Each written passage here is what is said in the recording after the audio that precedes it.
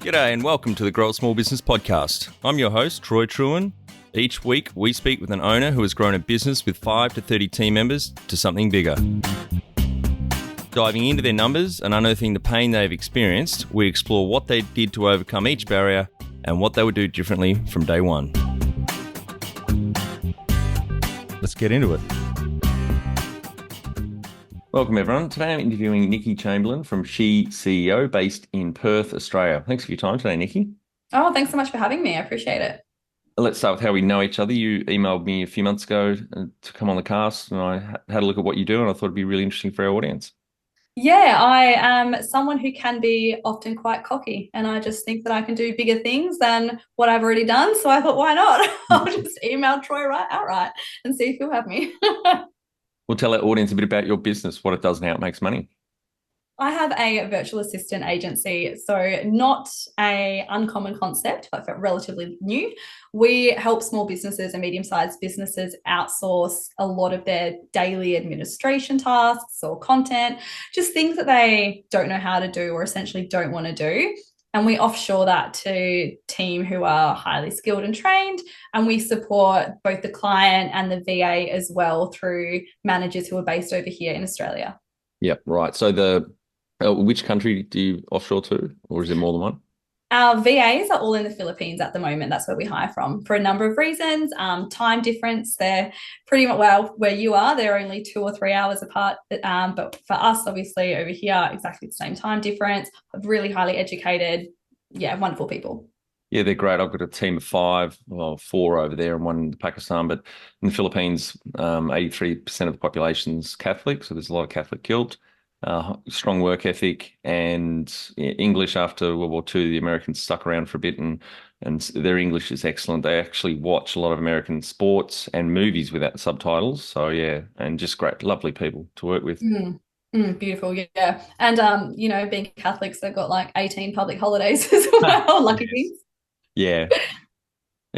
And so they work, they're on your payroll effectively, and then Correct. Right. Yeah. Correct. So they're my employees. So I handle obviously the legalities, the payroll, the cost exchange rates, all of that, insurance, and that just kind of alleviates that stress for the clients. And our clients are our clients, exactly. So they work with their VA on a day-to-day basis, manage them, but they are essentially removed when it comes to the technicalities. Yep. And do you provide offices over there, or they work from home? They work from home at the moment. So the end goal is to grow to a point where I can create more of a BPO-based model. And obviously that would mean procuring different kinds of clients. But right now, all of our team are VAs that work from home and work remotely all over the Philippines. Yeah. Yeah, great. And how did you start out? So this business started out very randomly. I was doing VA work myself, and then I needed to obviously have some VAs assist me because I got to a capacity, right? And then I thought, well, this is a bit of a waste of my time. I'll just tee these guys up together.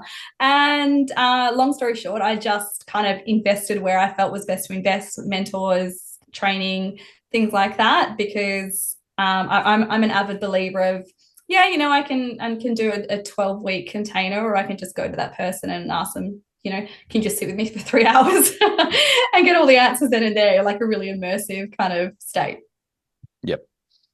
And so maybe take us back, university, corporate job. Yeah. So I have always been, I would say, a serial entrepreneur, like even back from, 10 years old when I charged my sisters $5 to clean their rooms or something like that. But when it comes to corporate, my background is actually as a high school teacher.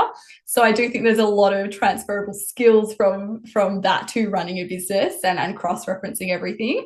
Anyway, had my 2 daughters, and then between then and now, so in the last 9-10 years, have dabbled left, right, and centre, as you do, trying to figure out what works.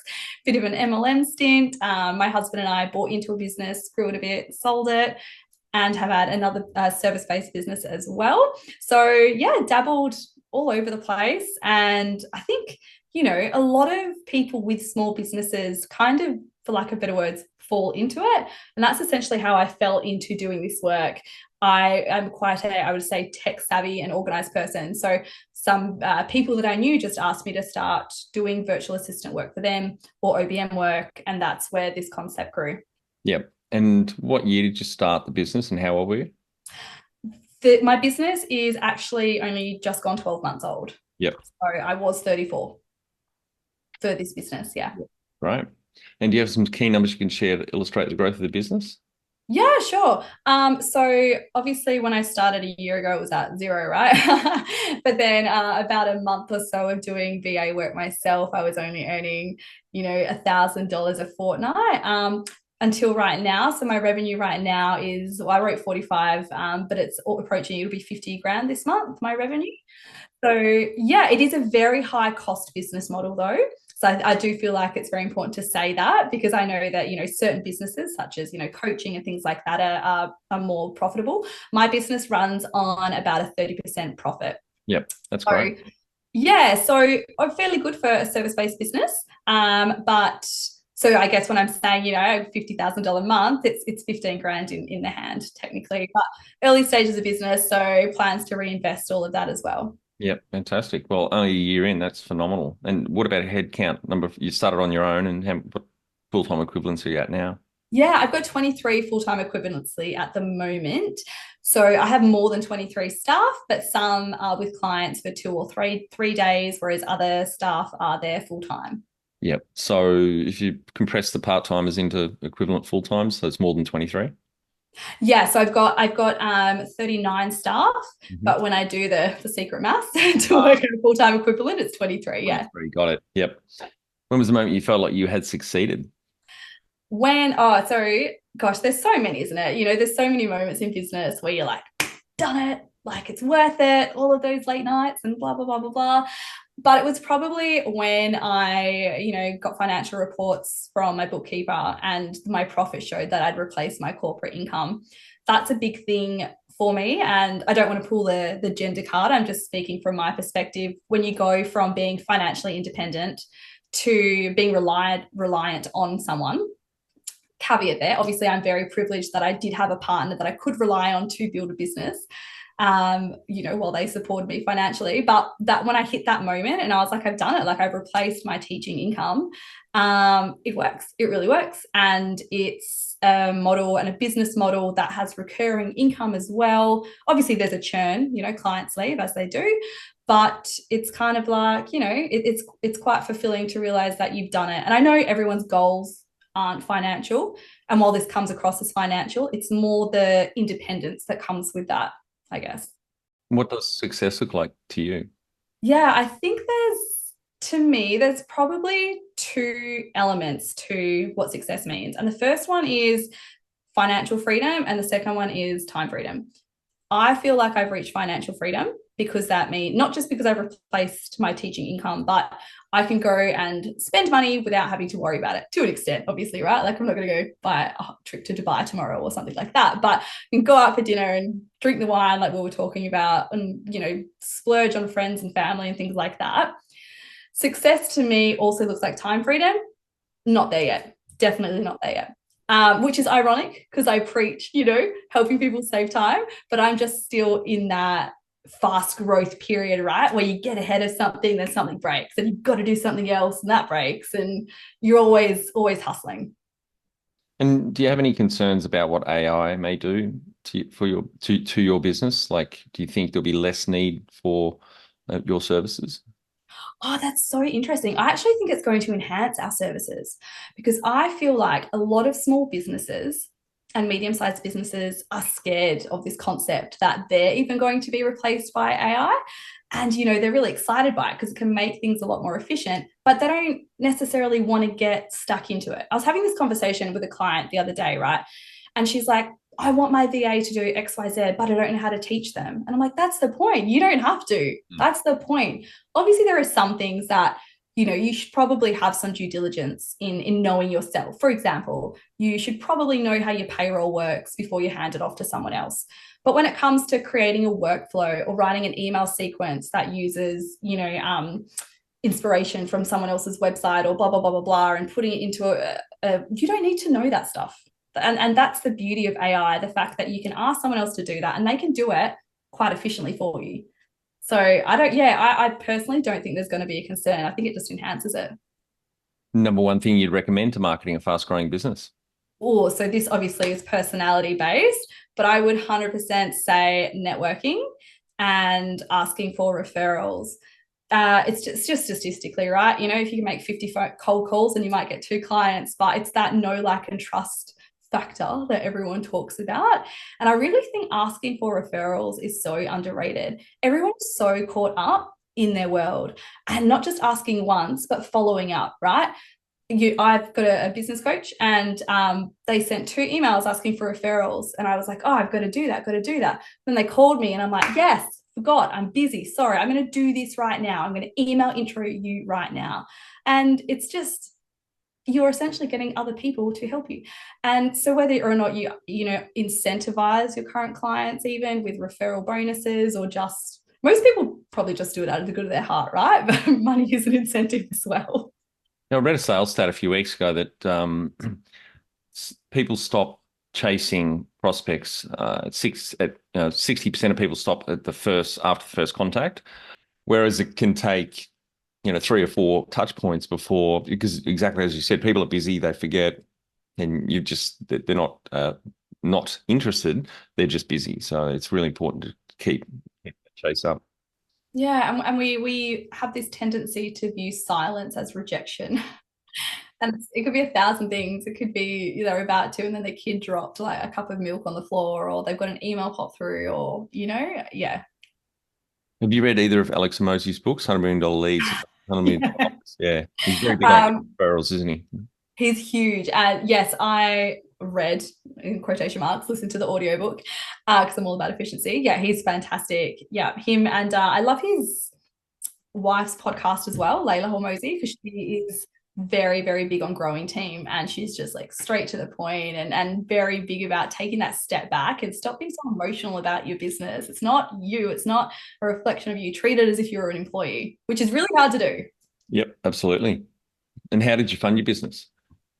I've had a very low capital to start with, but also it's a very low capital business to run as well. So I mentioned earlier, we have a lot of overheads.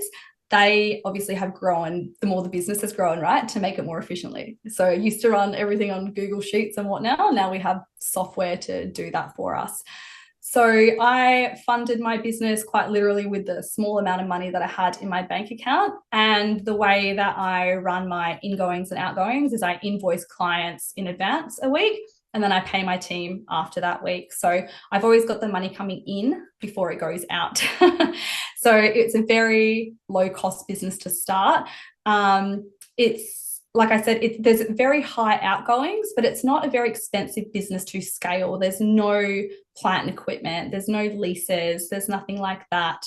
The one thing that, I kind of probably didn't do from the start, which was just ignorance, is start accruing for upcoming costs. So for example, in the Philippines, you probably know this, Troy, employees get a 13-month bonus. So after working with you for 12 months, they get a whole extra month's bonus, which is amazing. But when you've got to pay 39 people another month's bonus around the same time, that's got to come from somewhere. Yep. And that's annual ongoing, isn't it? It's not just one-off. No, it's ongoing. It's annually. Correct. Yeah. So we obviously build that into our costs when I was conceptualizing this business at the start and estimating all of my outgoings. I built that in, and luckily it's obviously doable, but it's still going to be a one-off cost that comes out at certain times of the year. Yeah. If you were to start up today with plenty of funding, would you go into your industry? Probably. Would I go into my industry?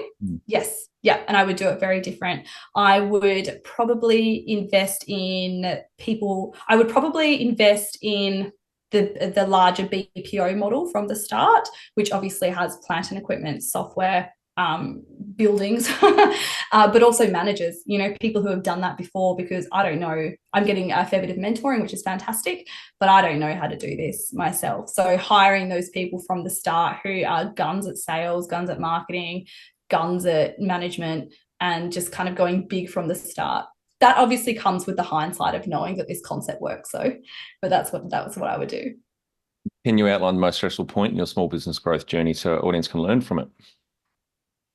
The most stressful point, I think in business, even if you have a massive team, if you are a solo founder, no one's going to give a shit about your business like you do, right?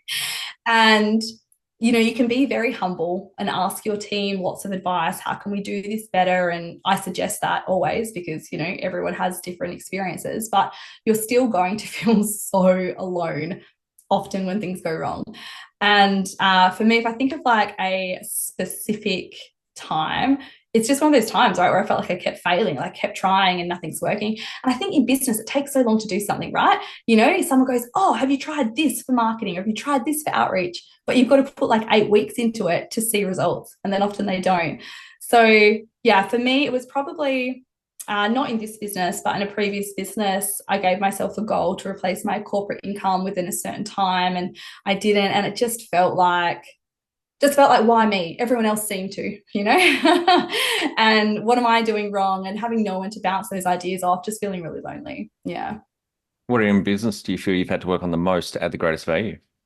It's going to be ironic. Outsourcing, obviously, because even though that's what I believe in, right? Outsourcing, because your time is finite, it's still very hard to give over a lot of stuff because you're like, what if they stuff up? What if they send the wrong email? What if, worst case scenario, they go rogue on your Facebook or, delete your whole email? Like, just so many things can go wrong.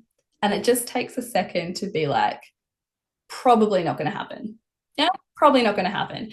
And if someone is rude or someone does go rogue, it's nothing can't be fixed by a nice phone call, right? And an apology and an offer of free fees, let's be honest. So that for me was the hardest thing. Yeah. But now I don't even know how my business runs. Myra, my VA, she runs my whole business. What have you enjoyed the least about managing fast growth? Fires everywhere. Fires going off everywhere. We will do something, set something up, there'll be a problem. We've got to fix it. And fortunately, most of the time, it doesn't happen again. But I feel like everyone's like, oh, work on your business and not in your business. Great. And you've got this amazing to-do list of all the CEO things you want to do. But when business is growing fast, you're so reactive, and things always take longer. For example, right now we're integrating a new payroll software and, had the demo thing, hooked it up, didn't work on Monday, work. So now it's hours and hours of being reactive where I thought, hey, I'm going to spend all of Wednesday calling up these leads and I won't be. So that's probably the biggest problem when you've got quite a fast growing business. Have you heard of the rule of 4x2? Tell me. Probably a different concept, but tell me. When I was living in London at a conference, I heard this VC talk about when he gets hit up for obviously investment a lot. And he says to entrepreneurs, this rule of 4x2, it's either going to take 4 times as long and cost twice as much or take twice as long and cost 4 times as much. The difference is you get to choose which path. Mm-hmm. And I think we touched on this before we started recording, didn't we? Talking about how, or at the start of this recording rather, saying, yeah, you can spend this long and try to save money, or you can just go straight to the source, be really immersive, get all the information that you need. What's the other saying? The poor man pays twice, right? Yeah, whether that's in time or money. Yeah. Mm-hmm. What do you love most about growing a small business? I absolutely love learning. So I love feeling like the dumbest person in the room. It's so freaking intimidating going to a networking event or going somewhere and you're standing around like I said, $50,000 months, which is amazing for a lot of people, right? But you go to a networking event and there's people in there who own stock market listed companies or they're making $50,000 in a week, and it's very, very intimidating. But it also it up levels you, right? Because You're like, okay, cool, well, there's proof. It's not proof I'm not doing it, it's proof it can be done. So what do I need to ask this person? Even if it's as simple as just being like, what's something you would never do again? Or what would you have done? What should you have done from the start to get there faster? I just think there's so much value in feeling intimidated. If we just pause for a sec and go, feeling uncomfortable, feeling like a small fish, feeling like a fraud, cool, great. A whole room of business coaches here. I'm going to ask them everything. What has been the biggest mindset shift for you in your small business growth journey? Like I said, there's been lots of fires, lots of fires and things like that. The biggest mindset shift for me, because I'm dealing with so many people, particularly so many clients on a high quantity volume, the biggest mindset shift for me is this perspective that the stuff up isn't a reflection on you, it's how you handle it is a reflection on you. Yeah. So for example, I made an assumption about something, made a decision, and that really offended a client or really put them out. Could have got defensive, could have explained my reasoning for doing that because other people have done that, or I could just own it and say, shit, I'm really sorry, I never meant to not value your trust, and how can I make this better? It's very humbling, but yeah, it's not the thing, it's how you respond to the thing that's going to be your legacy. The number one habit you think a small business owner needs to develop and maintain? Everyone knows it, but nobody does it. Time blocking. Time blocking. And it can be as simple as creating your ideal week on a Google spreadsheet and honestly sticking to those things. And everyone's is going to be different, you know, and I think every day you need to factor in this buffer time for the things that come up. Another thing would be always put emails at the end of the day. Always put emails, because you'll go, I'm going to spend half an hour in the morning, and you don't. You spiral and it's all of a sudden 4 hours. If you leave it till the end of the day, someone else has probably fixed most of the problems, or if you just realize they're not important. And I think, you know, your brain powers in the morning, dealing with the questions and things in emails, you can do that in front of the TV at night if that's what you need to do. Yeah, absolutely. Totally Yeah. agree. Yeah, you're the same. Yeah, absolutely. Efficiency geek. I really kicked all that into gear about 5, 6 years ago. So I only check email 3 times a day, start of the day, either side of lunch and then end of the day, and set my next day up, my list of things I want to hit the next day. I have a no morning meeting rule. There are some exceptions, obviously, but that is when most of us have our greatest energy and focus. I mean, the average person makes 35,000 decisions in a day. So I just don't subscribe to the theory that I'm a night owl, I can get great productive work done. Everyone's exhausted by the end of the day, and mentally you're not as sharp as what you are in the first thing in the morning. And as you would have heard, Alex Hormozi does a 6-hour block, from 6 in the morning through to midday. No meetings, no emails, nothing. Just works on big strategic stuff. So that I'm big on that as well. Do you do the same as well? You block out time for, you know, the power list or the CEO task stuff in the morning that really requires you to not be exhausted by the day. And yeah, that's right. And people know not to call me in the mornings because I generally don't answer unless it's urgent, and I just go deep. Have you read Cal Newport's book Deep Work? No, I have heard of it though. I've heard it. I don't know who. I heard it referenced in a podcast or something. Yeah, I'll send it to you. It's awesome. It's in one of my top 10 favorite books, very all about productivity and efficiency. And he's got some great data in there. Like I said before, 35,000 decisions a day. And it could take something like 25 minutes to ramp back up to, if you're working on something deep and you get an interruption. I mean, I still can't believe Microsoft issued Outlook, was it 15 years ago, with that fucking toaster pop up on by default, destroyed the world's productivity by 17% overnight, I reckon. Unbelievable. I'm in the middle of doing something and this little email snippet pops up in the bottom right to distract me. Oh my God. Don't start me on that one. It's crazy, isn't it? And we're just everything wants to distract us. And we're so habitual, you know, we've got a second to breathe. You might grab a drink of water and then you pick up your phone and go to open an app. And so even just kind of recognizing those weaknesses, like I have an app on my phone that you then sync to other apps that you habitually open, like Mail or LinkedIn or whatever. And it then forces you to watch a timer for a minute. And if you get to the end of the minute, then it says, do you still want to go there? Most of the time I don't. The average, I don't know how they measured this, but the average attention span of a goldfish is 7 seconds. Microsoft did a survey a few years ago. Humans are now 6 seconds. I literally heard this recently on a podcast. Or it might have been actually I'm currently listening to the 12-week year. It might have been in there, but I just heard that the other day. Oh no, I lie. Here, I'm got tangents everywhere. No, it was The Diary of a CEO. Have you read that one? Stephen Bartlett, yeah. Yeah, he referenced that. Yeah. Yeah, it's pretty scary, isn't it? Yeah, he's like, if someone says you got the memory of a goldfish, it's like a compliment. You're better than most humans, Yeah. essentially, is what he said.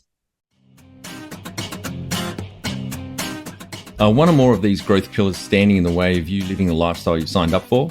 people, strategy, marketing, funding, or systems. We have a free ebook filled with actions and templates on each of these growth pillars. Download for free from our website, growasmallbusiness.com. Can you talk now how you've added people to the team, some wins, mistakes, and advice for those listening? Adding people to a team, yes. If you have people on your team who are working for other people, get them to work for you first. It doesn't have to be huge. It can just be a sample task, right? Obviously remunerate them, but get them to work for you first, because some people are just super charismatic and sell themselves, and then in reality they're shit. So see what their output is. And the second thing would be, like, it sounds very unemotive, but be sterile about your decisions. You can still have a very heart-centered business and have very strong ethics and really love your team and your staff, but you have to be sterile, because you know that saying, like, one bad apple, right? If you've got one person on your team, even though they might be wonderful and they might be a single mum and they might have this and that, they can bring down the rest of the team. They can ruin your reputation, therefore clients leave, therefore everyone else is impacted. It's so hard. It's very hard to make those decisions. Until you have someone in there doing those decisions for you, you need to be able to be sterile. Yeah, it's one of the things we talk about. We believe people are the hardest thing in small business and its greatest asset. And further to that, most managers and small business owners never swat up on how to become a great recruiter, because recruitment's the number one thing a manager does. You've got to get those A players on. That's where it all starts. And I just am in awe. It's still how so many business owners just wing it. They're in a rush. They need someone quickly, and they get hit with the warm body syndrome. I just need anyone to fill the seat, and they pay for it. They get a B or a C player on, or a toxic arsehole, and they haven't gone through a rigid, well-constructed recruitment process, and a 90-day onboarding is what we recommend as well. Especially, in Australia, when there is, a skill shortage as well. And, if we want to get on our high horse, like, a bit of an entitlement in regards to income and capabilities and things as well. So people do really expect a lot and underdeliver. In a general sense, I'm really lucky. The Australian people that I have on my team are phenomenal. And I said earlier that no one that works in your business is going to care about your business as much. But the flip side of that coin is that that's also good, because they can probably be more sterile with some decisions, particularly when it comes to things like reprimanding team, or having to give some harsh warnings. They can do that in a bit more of an objective way than you can. What are some of the things you recommend to building a sustainable and kick-ass culture to help with the growth? We believe a lot in mentoring in our teams. So we, first of all, really love to affirm our team. We do like weekly shout outs. We've got, a group and things like that. And I think, people love remuneration, but they also like to be told that they're doing well. So we always try to acknowledge that our team are professionals and do a really good job. If anyone is listening and they haven't got offshore or Filipino virtual assistants, you might not know, but sometimes there's a bit of a cultural disconnect, not a language or an intellect disconnect, but a cultural disconnect, in the regard that they usually come from BPO companies or quite corporate companies where them asking questions shows inefficiency. Over here, I'm like, dude, in Australia, we need you to tell us that we're doing it wrong. Like, we want you to ask the questions. So we like to do those shout outs and kind of remind them that they are professional. They know everything. But on the flip side as well, we offer a lot of mentoring. So our team managers who are based in Australia, we have regular support sessions to drop in and stuff like that. Because at the end of the day, money is money, right? So if they're comparing apples and apples, if you're paying the same, giving the same remuneration and bonuses, but you feel like you're treated a bit nicer, that's what's going to get people to stay. Yep. A lot of HR surveys pays the fifth reason why someone chooses to work somewhere. And ahead of that is being developed by their manager is one of the reasons. So it's a quick win, simple, not much of a time investment, but really valuable. And again, seeing as we're throwing statistics out that we can't reference, another one that I heard was, if your new employee isn't happy or satisfied within 6 weeks, they'll never be happy or satisfied.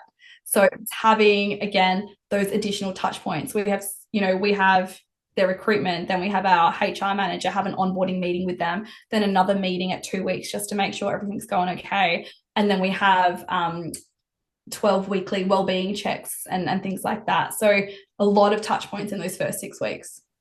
Have you read Bradley Giles' book Onboarded? He's actually based in Perth there as well.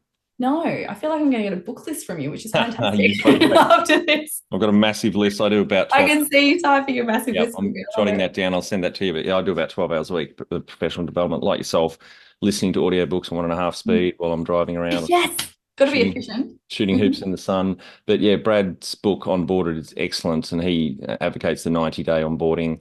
He's got, again, a lot of good stats in there. From memory, something like 46% of new hires leave a company within 18 months. Now, that can be either they're asked to leave or they choose to leave, but those that choose to leave, it's the culture piece has really been a factor if it's not a good place to work. Absolutely, because it's such a long time of your life really to go work for somebody else or for yourself if you've got your business, but it's such a long time. And that's why everyone listening to this who are entrepreneurs, that's why we left. One of the reasons why we left a corporate role is perhaps, I know for me, I was feeling unsatisfied. I'm like, I'm working harder than this person, but getting paid the same because it just comes down to numbers. So yeah, definitely feeling disenfranchised would be a key reason for people to leave. And if someone leaves, it's so much time and effort and cost to replace them. Yeah, it's anywhere, I've read anywhere between 1 and 27 times. Obviously, 27 is, say, CEO level, cost of their annual wage to replace them. It's just huge. And Brad also talks about in his book that I think it's 89%, 89% of the times people quit a job is not because of the money. Whereas you ask the manager why'd they quit, 88% of the time they say, oh, it was the money. So there's a massive, disconnect there between the reality. Mm-hmm. And especially, after COVID, where the world has changed so much, right? So many people work from home, like we're both wearing our Uggies right now.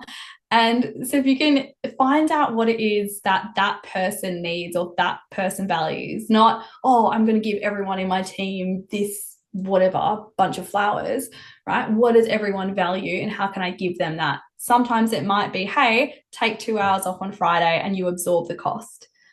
But they're like, oh, they're a great person to work with. I love that. Obviously, I can't do that in my business, but other people's businesses you can, or it might be ordering lunch on a Friday. So yes, it's a cost, but the cost of replacing staff is so much more expensive. Especially if they're an A player. Mm-hmm, mm-hmm. Tell our audience how you've handled balance. um, well, I feel like I wrote down here blender because sometimes I'm obviously an English teacher, so metaphors come to me. Honestly, sometimes it's like, making a smoothie without the lid on a blender because it's just like shit's just going everywhere and splattering against walls. And I'm at a phase of my life where I've got young children. Not to say it's harder or easier than other people, it's just where I'm at the moment. And there definitely feels like on a micro level, there isn't balance a lot of the time. Sometimes there is, but sometimes on a micro level, day to day, sometimes I feel like I haven't got the balance. And when I stand back and reflect on a macro level, I feel like there is balance because I don't have to put my children into Osh Club every day. I don't have to ignore them on the holidays and all of that stuff. For me to handle that balance, it probably comes back down to that time blocking thing that we spoke about before. But also, I feel like we don't honor the promises that we give ourselves as much as what we give other people. Do you know what I mean? Like, oh, I'm so busy, but not from tomorrow, I'm going to go for a run because I need to put my health first. You get up and there's 40 emails and you don't go for the run, right? Yeah, I'll start tomorrow. Tomorrow I'll start. But we just don't. And that just like creates this habit feedback loop that one, we're not valuable of it. But secondly, that you don't need to. You don't need to put yourself first. You don't need to have balance. Thriving doesn't mean that you put yourself, you have life, work, business, whatever you want to call it, balance. So it's just honoring those promises that you make to yourself. It's really hard though, right? To change patterns. How much professional development have you invested in yourself? So I have had business coaches for on and off for the last 5 years or so. But I'm a bit like you, Tony. I listen a lot to podcasts and audiobooks. So whenever I'm at the gym or maybe driving and stuff like that. I just love doing that. Love listening to it. And I have probably 300 notes things open in my notes because I write down random stats or random things that really interest me. I was actually really, really lucky. Last year I went across to Sydney and went to a Tony Robbins seminar. Have you ever been to Tony No, Robbins? I haven't. Was it good? Yes. So, pardon? Was it good? Fantastic. Like on the first day, because they make you move a lot, you walk in there, right? And you're like, there's 30,000 people jumping around, and you're like, what is this cult? But then the second day, you're like, yeah, Yeah. you're walking in there. But it was so phenomenal to get so many NLP, so neuro linguistic programming, kind of tips and hacks to really kind of break these patterns that I was talking about a second ago, when you're not putting yourself first or you feel like you're failing or whatever. It's definitely, I think whatever self-development you do, it's just, you've got to revisit it because in the moment, right, you're like, yeah, gonna be a billionaire next week. And then a week later, when everything's going to shit, you're like, you forget it all. And so have you had mentors as well? I think you mentioned earlier you've had mentors.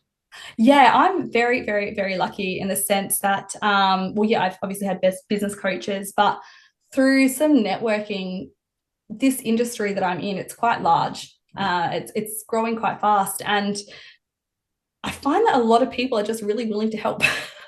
And just the small business community in Perth, in particular, is very, very giving. So I have, yeah, 5 or 6 people that I meet with. When I say regularly, some might be every month, others are once every 6 months, and they're just more than willing to give their time. And it's fantastic. And I would be the same. You would be the same, right? If someone's like, "Hey, can I pick your brain?" Like, I'm sure I know you, and acknowledge it. I know you're really busy, but you're where I want to be. Would you consider just having a quick phone call with me so I can just pick your brain? What's the worst that's going to happen? People are going to say no. That's So right. I think a lot of owners don't realize how open people are to helping out. Like they don't have to be retired; they can be semi-retired or still working. Even just an hour a month over lunch or a drink, or like you said, a phone call. But you just need to ask. And I think again, we're just so stuck in our egos. Oh, what if they say no? What if they think I'm bothering them? What if they tell people I'm begging? What if blah blah blah blah? So what? I bet they didn't get where they wanted to go by not asking for help. Do you have a board of directors or advisors? No, I don't. I've got myself, and that's pretty much it. So it's like I said, very new. I definitely have a lot of places to run ideas by, but nothing formal. All right, Nikki, we're on to our final 5 questions. What do you think is the hardest thing in growing a small business? I kind of touched on it before, but to get out of that reactive space and just flinging off stuff to other people and go like, they can deal with it. Probably not at 100% capacity like me, but they can deal with it and I don't have to deal with it at all. Favorite business book which has helped you the most? I'm going to say The Diary of a CEO by, yeah, Stephen Bartlett. I only just recently listened to it. Any great podcasts or online learning tools you use for your own professional development? I mentioned earlier, I love Layla Hormozi's podcast, Build, because it's all about, well, not all about, it's predominantly about building a team and making sure that you have the right people in the right place and building a culture amongst that team as well. One tool you'd recommend to help grow a small business? For a small business, I would highly recommend some kind of CRM that automates probably 80% of the paperwork that you're doing every day now. Which one are you using now? I'm just changing. But for small businesses who don't have a CRM, I highly recommend Dubsado. It's either 20 or 40 US a month. And what it does is it automates most of your onboarding for a client, like forms, contracts, emails, just so much, so much, and just long-term relationships with them. Yeah. Finally, my favorite question. What would you tell yourself on day one of starting out a year ago? Oh, ask for help sooner. Don't be proud. Don't be proud. Don't. So I have a toxic trait of going, oh, this isn't working, but it's really embarrassing to ask. Or I don't want to reveal this to people because everyone thinks I'm confident, or everyone thinks I'm a success, or everyone thinks, and that's not the case, but not big noting myself, but particularly when you have a business where you share figures and things like that, it's very scary to reveal that alter ego that's very intimidated or awkward and needy. But just do it. Great. Thank you very much for your time today, Nikki. I really enjoyed our chat. Congratulations to you and the team going from starting on your own about a year ago to now 23 FTEs. Amazing, and about a 600,000 Australian dollar top line and growing very, very fast. So well done. Cool. Thanks, Troy. I really appreciate it. That's it. Thanks for listening. Please leave a review in iTunes or whatever platform you listen to us on. It means more small business owners will find our cast and help people with their business growth journey.